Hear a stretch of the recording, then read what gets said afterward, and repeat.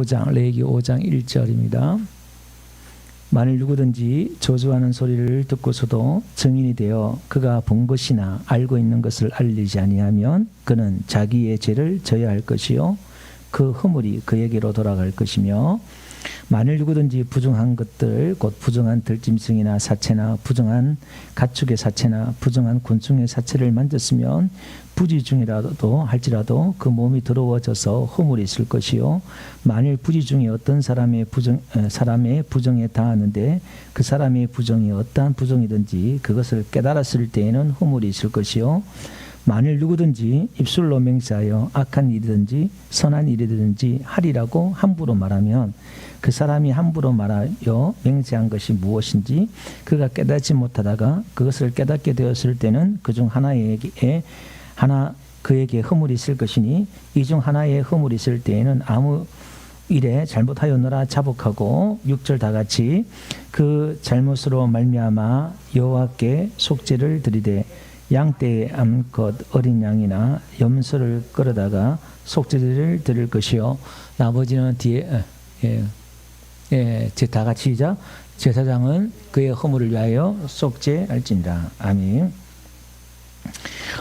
뒤에는 또 읽으면서 제가 말씀을 드리도록 할게요. 우리가 레위기 전체를 좀 우리가 정리를 하고 나가면요, 인간이 하나님의 형상대로 지원받았잖아요.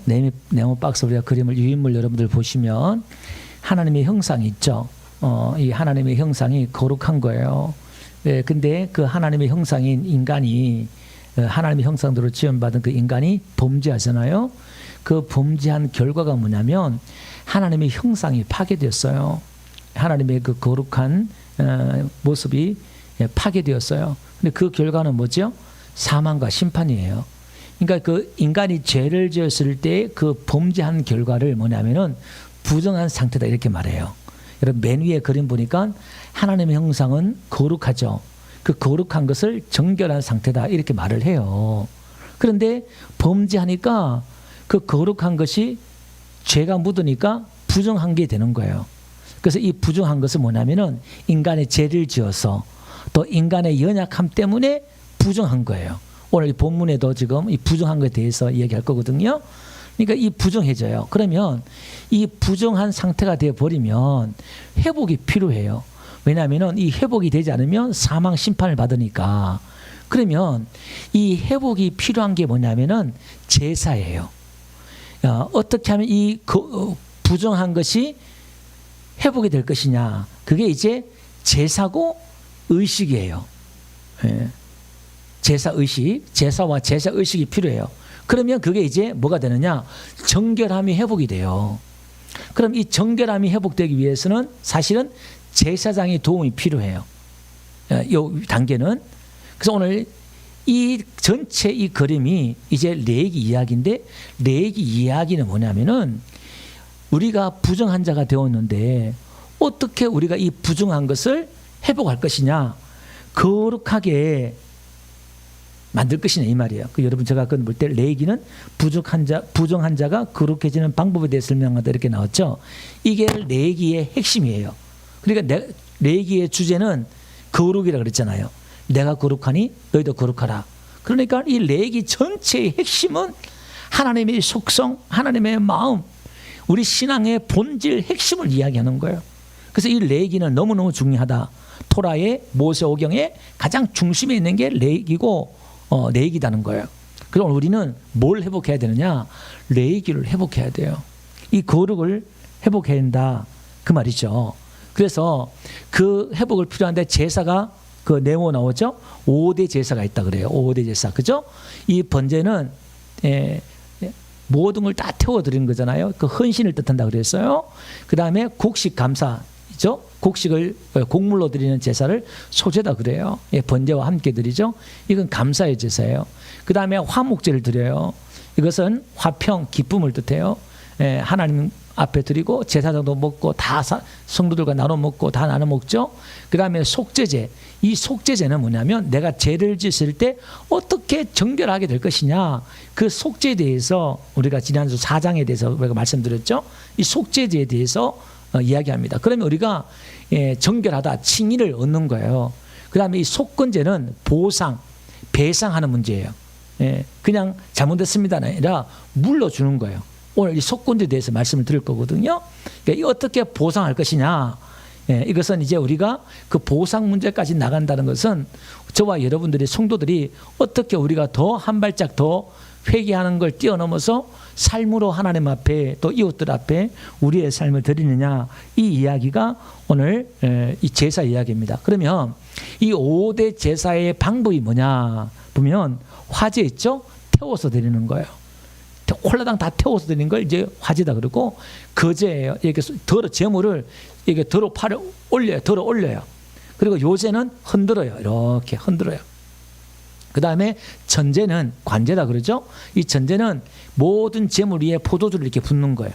부어서 드리는 제사예요. 그 제사 방법은 이렇게 4가지가 있다. 우리가 지난번에 말씀을 다 들었던 내용들입니다. 자, 먼저 그러면 오늘 구체적으로 또 들어가서 우리가 한번 볼 텐데요. 자, 1절 한번 봅시다. 만일 누구든지 저주하는 소리를 듣고도 증인이 되어 그가 본 것이나 알고 있는 것을 알리지 아니하면 그는 자기의 죄를 져야 할 것이요 그의 허물이 그에게로 돌아갈 것이요. 여기 보니까 누구든지 듣고 본 것이나 알고 있는 것, 보고 듣고 알고 있는 걸 알리지 아니하면 허물이 있다 이 말이에요. 이게 무슨 말이죠? 증인된 삶을 살지 않는 거예요. 내가 듣고 보고 아는 걸 말하지 않으면 그 허물이 있다 이 말이에요. 여러분, 과거에는 과학수사가 없잖아요. DNA나 이런 거 없잖아요. 과거에 옛날에는 오직 증인에 의해서 재판이 이루어져요. 그래서 2-3사람 증인이 딱 서면요, 사람을 죽일 수도 있어요. 재판을 바꿀 수도 있고. 그러니까 이 증인이 얼마나 중요한지 몰라요. 그런데 오늘 너희가 듣고 보고 아는 걸 말하지 않으면 허물이 있다 이렇게 말해요. 근데 나중에 이게 복음서에 들어오면, 신약에 들어오면 우리가 뭐라 그래요? 우리가 증인이다. 누가복음 24장에 가보면요, 부활하신 예수님이 이제 갈릴리 바닷가에 나와가지고 제 아들의 생선을 주면서 48절에 보니까 뭐라고 말씀하시냐면은 너희는 이 모든 일의 증인이다 이렇게 말을 해요. 제 아들에게. 그리고 우리가 잘 아는 대로 사도행전 1장 8절에 보니까 땅 끝까지 이르러 제일 끝에 보니까 내 증인이 되리라 이렇게 말해요. 오늘 예수님 믿는 저와 여러분들에게 예수님은 우리를 증인이다 이렇게 말해요. 그럼 결국 오늘 우리가 듣고 보고 아는 걸 알리지 아니하면 우리에게 허물이 있고 죄가 있다 이 말이에요. 그래서 복음을 전하지 않으면 사도 바울은 나에게 화가 있다 이렇게 말해요. 복음을. 그러니까 우리는 듣든지 안 듣든지 복음을 전해야 돼요. 에스겔서 보니까 옆에 있는 이웃이 내가 복음을 전하지 않아서 지옥 가면 그 핏값을 나에게 쳐놓는다 이렇게 말하잖아요. 그러니까 우리는 듣든지 안 듣든지 복음을 전해야 된다 그 말입니다. 그래서 오늘 우리는 무슨 삶? 증인된 삶을 살아야 된다 이 말이에요. 여러분, 증인된 삶을 산다는 것은 말투스란 말이 순교자란 말이거든 이게요. 그러니까 죽음의 삶이 어떻게 보면. 예. 자, 그럼 2절 한번 봅시다. 만일 누구든지 부정한 것들고 부정한 들짐승의 사체나 부정한 가축의 사체나 부정한 곤충의 사체를 만졌으면 부지징이라 할지라도 그 몸이 더러워져서 허물이 있을 것이요 만일 부지 중에 어떤 사람의 부정에 닿았는데 그 사람의 부정이 어떠한 부정이든지 그것을 깨달았을 때에는 허물이 있을 것이요. 그러니까 어떤 죽은 사체를 내가 만지면 내가 어쩌다가 잘못 밟거나 어쩌다가 나도 모르게 만지거나 그러면 그래도 부정하다는 거예요. 죽은 사체를 만지면 네가 부정하다. 이건 무슨 뜻이냐면은 하나님의 백성은 거룩한 백성이고 사망에서 심판에서 저주에서 우리가 건진받았고 산 존재잖아요. 그러면 우리가 죽음에서 산 존재는 죽음과 멀리하는 삶을 살아야 된다 이 말이에요. 구별된 삶을 살아야 된다 그 말이에요. 죽음과 상관없는 삶을 살아야 된다 이 말이에요. 그래서 사망의 자리, 죽음의 자리, 어둠의 자리에 가면 안 된다는 거예요. 우리는 구별된 삶을 살아야 된다. 나시린처럼 우리는 구별된 삶을 살아야 되고 이 말씀들을 통해서 우리가 어떠한 자인가 산자고 거룩한 자라는 것들을 우리에게 말씀해 주는 거예요. 근데 재밌는 것은요, 구약 시대는 부정한 것을 만지면 나도 부정해지잖아요. 근데 신약 시대 들어오면 정결하고 거룩한 내가 부정한 것을 만지면 부정한 것도 거룩해져 버려요. 할렐루야. 그래서 여러분들이 이게 무슨 얘기냐면, 내가 성령 충만하고 믿음 충만하고 말씀 충만하면은 세상에 가도 돼요. 부정한 자리에 가도 내가 오히려 나를 그 변화시킬 수가 있고 영향력을 끼칠 수 있으면 가도 괜찮아요. 예. 가도 괜찮아요. 그래서 오늘 우리는 이제 그래서 예수 신학에 들어오니까 문둥병자들이나 죄인들이나 이런 사람들 예수를 만지잖아요. 그 예수를 만지면 예수님도 부정한 자가 되어야 되거든요. 율법에 의하면. 근데 반대가 돼요. 예수님은 와서 문둥병자를 만지고 소경의 눈을 만지고, 그러니까 죄인들이 하나같이 아우성 치면서 막 예수님께 달려와가지고 뭐 하려고? 예수님을 만지려고. 왜? 예수님이 만지기만 하면, 터치만 하면은 치료되고 역사가 일어나니까. 할렐루야. 오늘 이런 은혜가 저와 여러분들에게 주름 축원드립니다. 그래서 오늘 복음의 능력이라는 게 이런 거예요. 우리는 영향을 받는 존재가 아니라 영향을 나타내고, 내가 영향을 나타내게 할 필요가 없죠.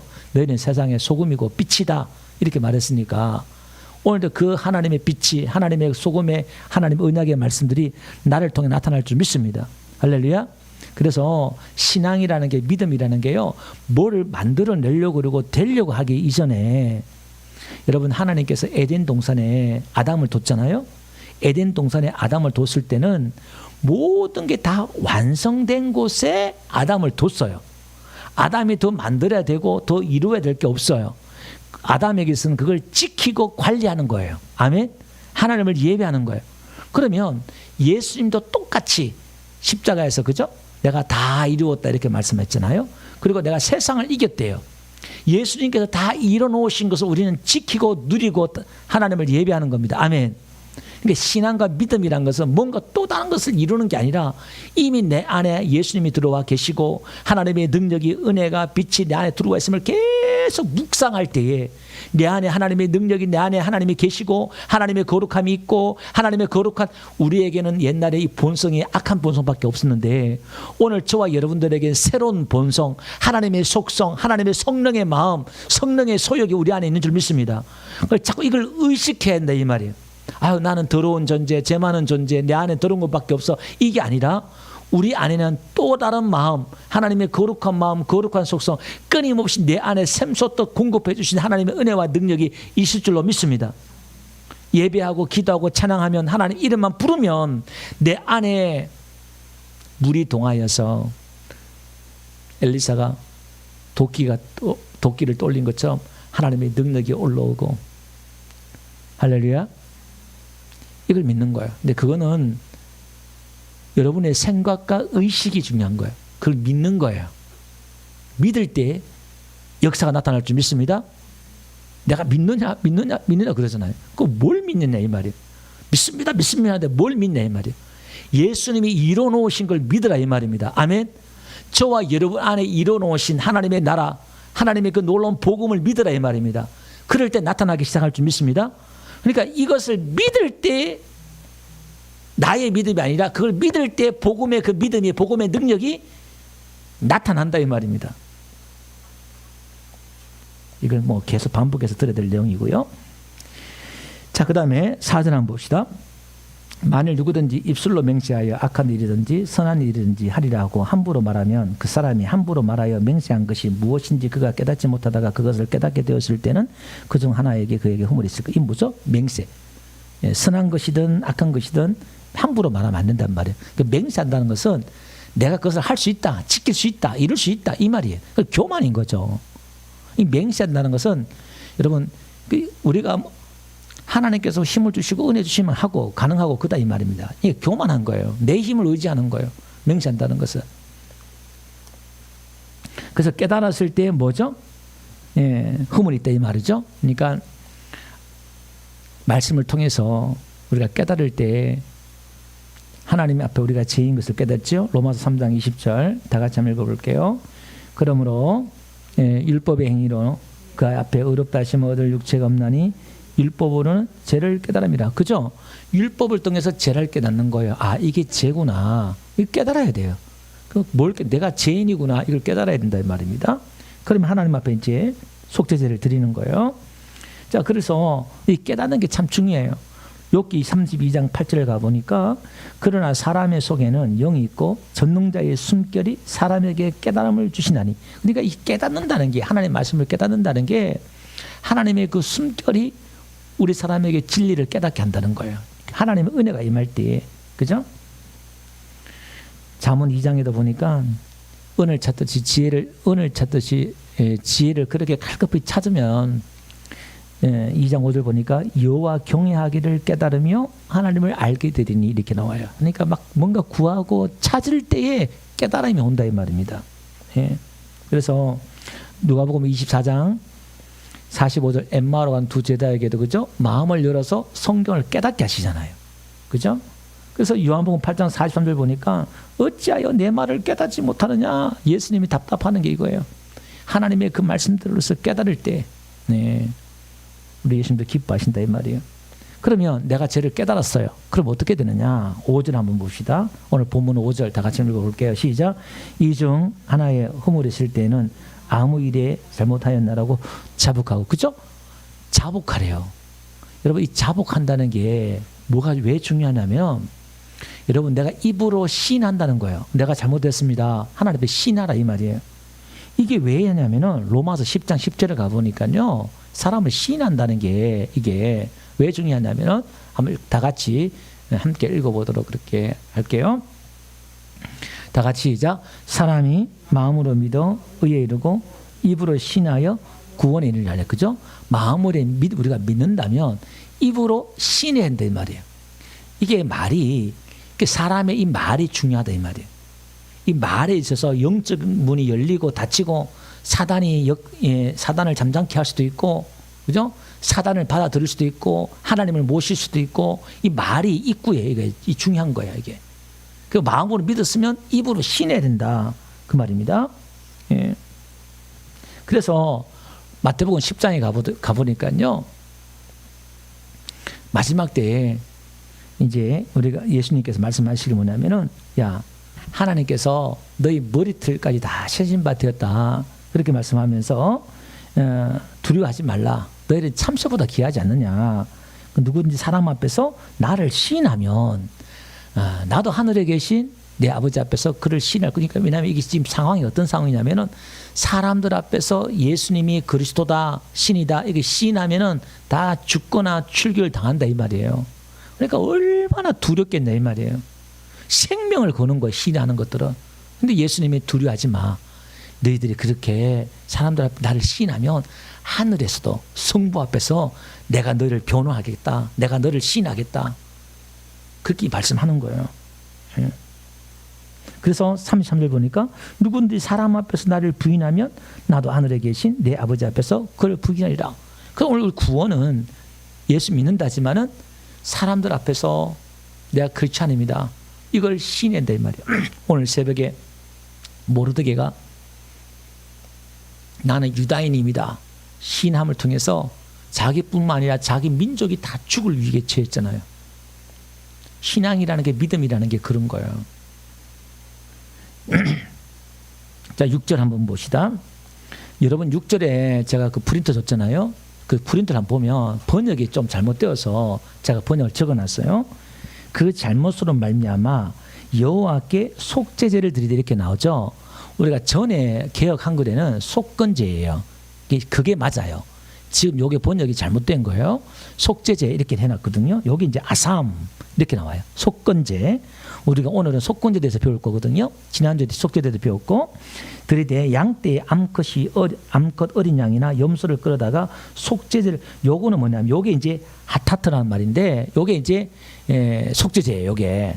그러니까 우리 다 같은 단어를 쓰고 있잖아요. 여기 다 다른 단어예요. 그 다음에 제사장은 그의 허물을 위하여 뭐 할지니 속죄할지니 이렇게 나와요. 여기서 말하는 속죄는 덮는다 이 말이에요. 제사장이 이렇게 덮으면 그가 이제 제가 속한다 이 말이에요. 단어가 다 틀린다 이 말입니다.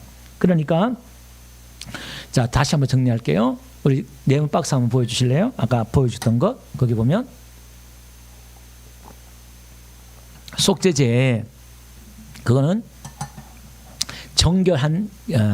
정결하게 되는 제사라 그랬잖아요. 속죄제는. 그죠? 그다음에 속건제는 보상 문제예요. 보상. 어떻게 보상할 것이냐. 이제 배상하는 문제를 이제 이야기하고 있습니다. 상대방의 어떤 그런 재산을 손에 입혔을 때에 하나님과 사람 앞에 손을 입혔을 때 그걸 배상하는데 120% 5분의 1이니까 120% 물어내야 돼요. 그게 이제 속건제예요. 이게.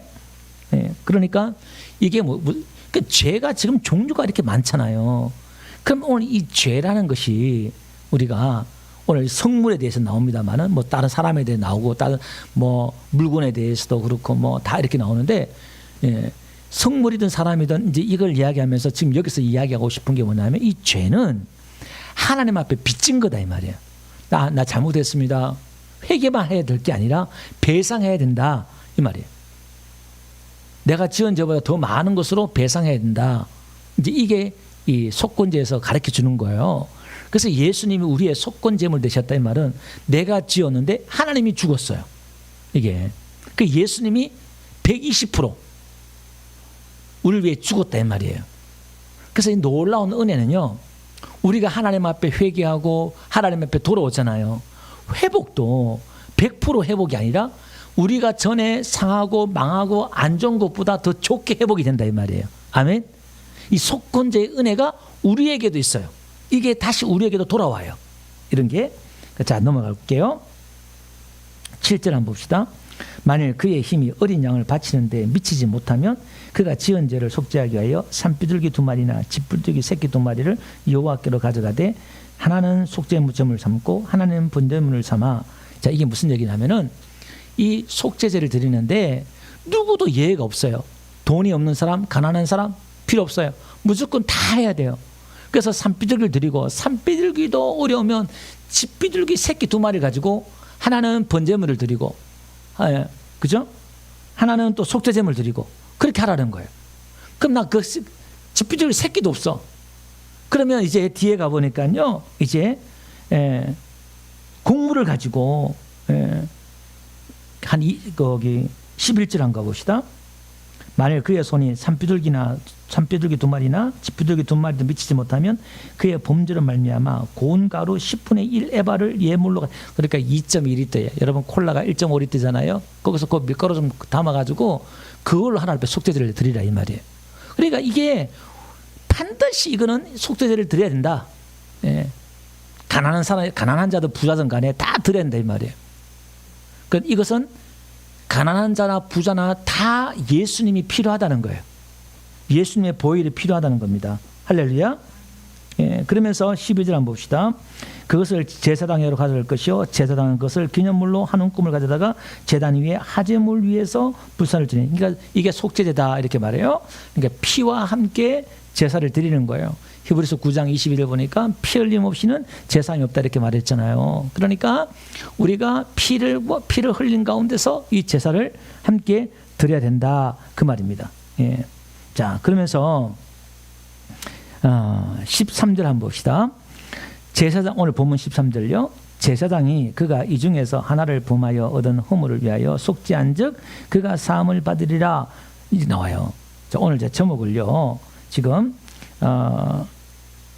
제사장이 사한즉 사함 받으리라 이렇게 나와. 제가 제 제목을 정했거든요. 거기 한번 보면요. 6절, 10절, 16절, 18절 한번 보세요. 자, 여러분들 프린트물 준 것들 한번 보세요. 그걸 보시면서 거기에 공통점이 뭐가 있을까요? 여러분 유인물 성경들 보면 또 영상으로 예배드린 여러분들 한번 보세요.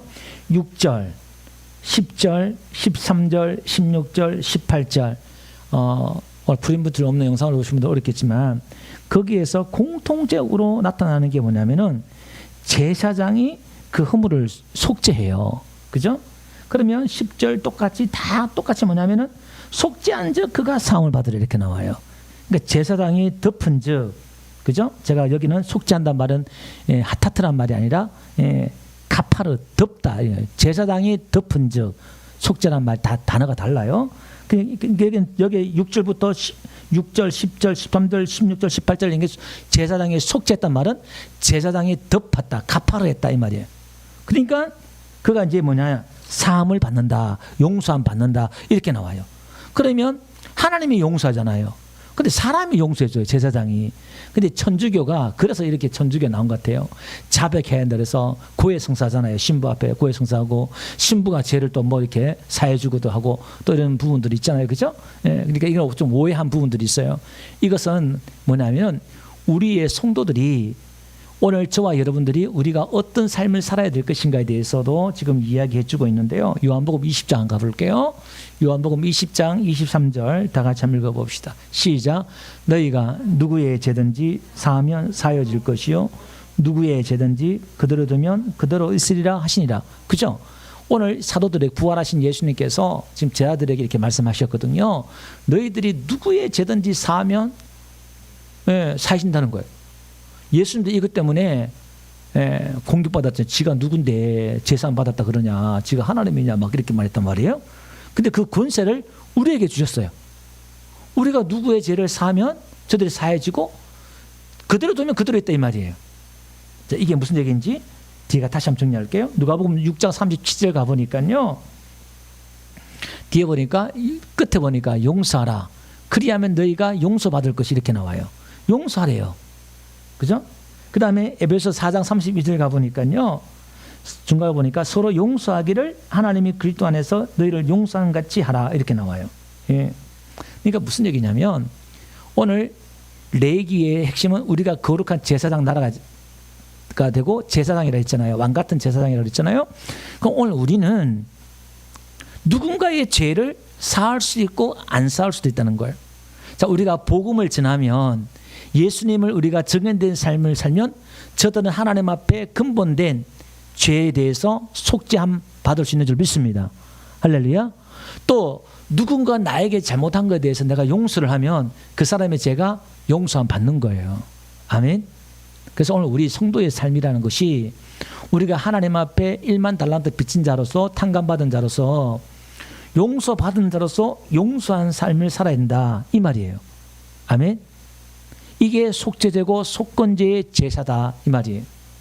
그 예수님이 무한정 70번씩 7번이라도 용서하라 그렇게 말했잖아요. 이게 어떻게 가능하냐 이 말이에요. 말이 안 되지요. 어떻게 그게 가능하냐. 그 나는 못해요. 우리는 못해요. 그건 내 용서가 아니라 우리는 그리스도의 용서를 해야 돼요. 그 그리스도의 용서란 말은 내 안에 예수님께서 그리스도께서 내 안에서 내가 예수님의 그 용서를 체험케 해서 또 나에게 예수님의 그 용서의 능력이 나에게 나와서 하는 거예요. 그 나의 의지도 필요해요.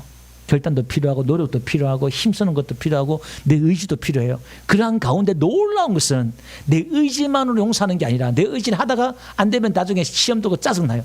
근데 놀랍게 신기한 게 뭐냐면 미워하는 마음이 갑자기 없어진다든지 막 갑자기 사랑하는 마음이 생긴다든지 이게 그리스도의 사랑의 능력이 내 안에 샘솟듯 솟아나는 것인 줄로 믿습니다. 예, 그런 용서의 삶을 살아라 그렇게 지금 말씀하고 있습니다.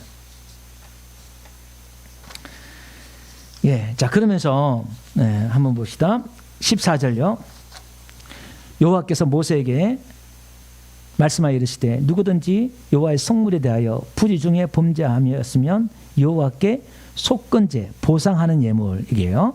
드리되 네가 지정한 가치를 따라 송수의 세겔로 몇 세겔 은에 상당한 흠없는 순양을 양떼 중에 끌어다가 속건제로 들여서 성물에 대한 잘못을 보상하되 그것의 5분의 1 120%예요. 더하여 제사장이 드릴 것이요. 그죠?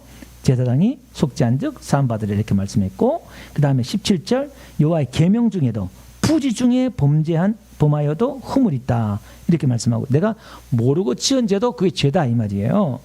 예, 이것도 속건제물로 드려라 이렇게 말씀하고 있습니다. 말씀을 한번 정리 한번 해볼게요. 자 오늘은 속건제 이 제사를 통해서 우리가 하나님 앞에 회개하는 것도 중요하지만 상대방에게 빚을 진 거예요. 그러니까 재산상 손해를 입혔으면 그 사람의 마음까지도 만들 수 있어야 돼요. 120%를 배상하라 이 말은 여러분 내가 여러분들이 상대 어떤 사람의 재산이나 어떤 손해를 입혔으면 그 손해 입힌 만큼 내가 배상을 한다 할지라도 그 사람의 마음은 속상할 수 있잖아요. 마음은 상할 수가 있고 마음은 안 풀어줄 수 있다 이 말이에요. 그러니까 그에 대해서 그 마음까지 만져주면서 풀어주는 거예요. 여러분, 오늘 이 속건제 됨을 되셔서 예수님이 십자가에 죽으셨잖아요. 그것은 성부의 마음까지 달랜 거예요. 그 진노하신 하나님의 마음까지 달래서 아들이 친히 순종하고 죽으신 그 모습을 통해서 대신 만족하시고 기뻐하시면서 하나님이 우리를 불쌍히 여기고 국률에 여겼다 이 말이에요. 그래서 오늘 우리 성도들은 이걸 우리 개인 삶 속에서 잘 적용시키면 우리 이웃들에게 우리가 손해를 입으면 그 손해 본 만큼만 배상하는 게 아니라 훨씬 더 많은 배상을 해줄 때에 그 사람들은 감동을 받잖아요. 그죠? 감동을 받아요. 야, 이거 뭐 예수 믿는 사람 다르네. 오히려 손해를 입었는데 더 많은 복이 오니까 그 사람 마음이 열리잖아요. 하나님 은혜 좀 믿습니다. 우리 김유아 사람도 속건제의 복을 받은 거예요. 물난리 불난리 났지만은 하나님이 더 큰 은혜로, 그죠? 예수님 은혜로. 왜 이게 웬 은혜입니까? 그죠? 하나님께서 이 은혜를 이렇게 주셨잖아요. 놀라운 은혜를. 저는 얼마나 기쁜지요. 제가 교회 인테리어 할 때도 그랬고 우리 집사님 집도 그렇고 보면서 하나님이 사인을 봐요. 사인. 우리 교회에 주신 하나님의 그 복의 사인이 이렇게 오고 있다는 걸 이걸 통해서 먼저 보게 하더라고요. 그래서 제가 기대가 되고 흥분이 되고 너무너무 좋아요. 감사하고 할렐루야. 여러분들도요, 하나님의 복이 우리에게 점점 가까이 오고 있다는 하나님의 그 일하심들을 우리에게 하나님의 그 은혜가 얼마나 크고 놀라운가를 하나님이 이렇게 보여준 줄 믿습니다.